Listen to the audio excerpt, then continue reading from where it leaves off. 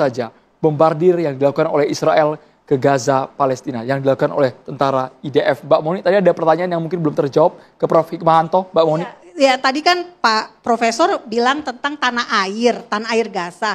Nah, mungkin ini untuk mengedukasi saya juga, versi dari Pak Profesor Hikmahanto, Gaza itu tahun 48 sampai 67 setahu saya secara sejarah itu dikuasai sama Mesir. Nah, rujukan Pak Profesor itu Gaza sebagai tanah air orang Palestina itu sejak tahun berapa? Langsung Prof. Hikmahanto. Baik, terima kasih. Jadi kalau misalnya 48 itu ketika Israel terfasilitasi untuk membangun negaranya, kan begitu. Nah, pertanyaannya adalah sebelum itu, katakanlah ya, setelah Perang Dunia Kedua, bahkan sebelum Perang Dunia Kedua, itu sebenarnya ada di mana sih? Dan rakyat Palestina kan juga merasa bahwa saya ini punya tanah loh, yang diambil oleh Israel, kan begitu. Kemudian difasilitasi Balfour dan kemudian ada deklarasinya, mereka masuk membangun yang kemudian dianggap sebagai Zionis begitu. Dan kemudian ya kita tahu bahwa mungkin konsentrasi dari katakanlah Palestina, rakyat Palestina itu ada di sana dan kemudian ada di Gaza, tetapi memang boleh dibilang mungkin saja dikuasai oleh Mesir. Nah, tapi kemudian kalau misalnya Mesir mengatakan, ya ini sudah merupakan milik dari rakyat Palestina sekarang, katakanlah begitu.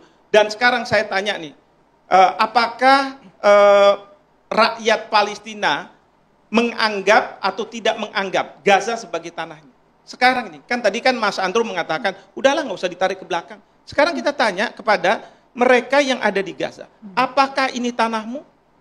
Apakah mereka akan mengatakan, oh tidak, ini bukan tanah saya? Saya nggak yakin, Mbak Moni. Berarti acuannya adalah sejak dari tahun? Ya sebelum Israel masuk sebenarnya, sebelum Israel 67. mendirikan negara Israel. Ketika resolusi PBB 181 dihasilkan oleh PBB tahun 1947 itu membagi dua negara loh. Israel dan Palestina. Israel setuju. Palestina ternyata negara-negara Arab. Ada 13 negara Arab menolak Bapak Ibu semua. Apa yang terjadi? Diperangin malah Israel. Perang Arab-Israel pertama tahun 1948. Jadi jika ada fakta bahwa negara Palestina tidak berdiri tahun 1948 itu salah dari 5 negara Arab. Mesir, Yordania, Lebanon, Irak, dan Mesir, Suriah. 5 negara Arab ini yang sama yang kalah tahun 1948 kembali menyerang Israel tahun 1967. Tahun 1967 Israel berhasil merebut wilayah-wilayah yang dikuasai oleh Yordania dan Mesir tadi. Gini Mbak Monik, ini berbasiskan pada negara, padahal negara itu ada pemerintahan. Pemerintahan itu bisa berganti loh. Dan ketika pemerintahan berganti, dia juga bisa bersikap berbeda. Ya. Saya ambil contoh, pada waktu Iran katakanlah, pada waktu Iran di bawah Syah Iran, apakah tidak mempunyai hubungan baik dengan Israel? Oh punya. Tapi ketika Ayatollah Khomeini masuk menjadi pemimpin, berubah enggak? Berubah. Jadi tolong dibedakan antara sikap negara dengan sikap pemerintahan dari suatu negara yang bisa berbeda. Kita kembali ke tema. Satu negara dengan negara. Mas Grace, kita ke Mas Grace. Ini adalah pernyataan yang salah ya, bahwasanya Israel itu setuju dengan resolusi PBB di tahun 1947. Karena nyatanya saat proklamasi kemerdekaan Israel itu di tanggal 14 Mei 1948, Ben Gurion pernah berkata, kita menerima resolusi PBB tetapi orang Arab tidak. Mereka juga sedang berperang melawan kita.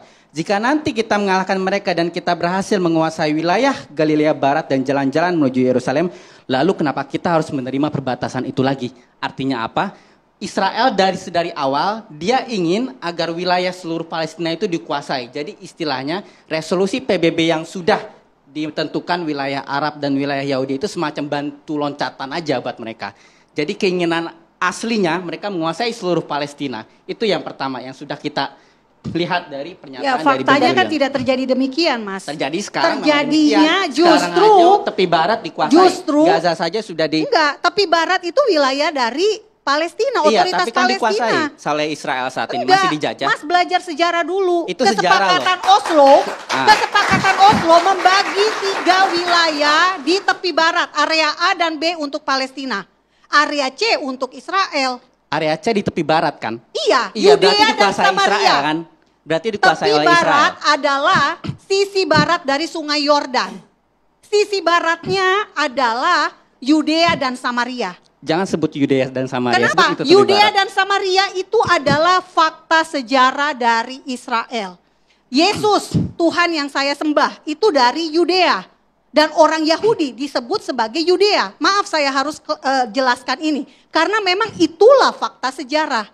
Dan kita harus sepakat bahwa sekarang Israel itu sudah, maaf ya kalau saya bilang baik, memberikan Yudea dan Samaria area A dan B. Tepi barat. Bayangin Bethlehem. Kenapa nggak dikasih semua? Bethlehem, kota A, B, C. kelahiran. Kenapa itu nggak dikasih semua?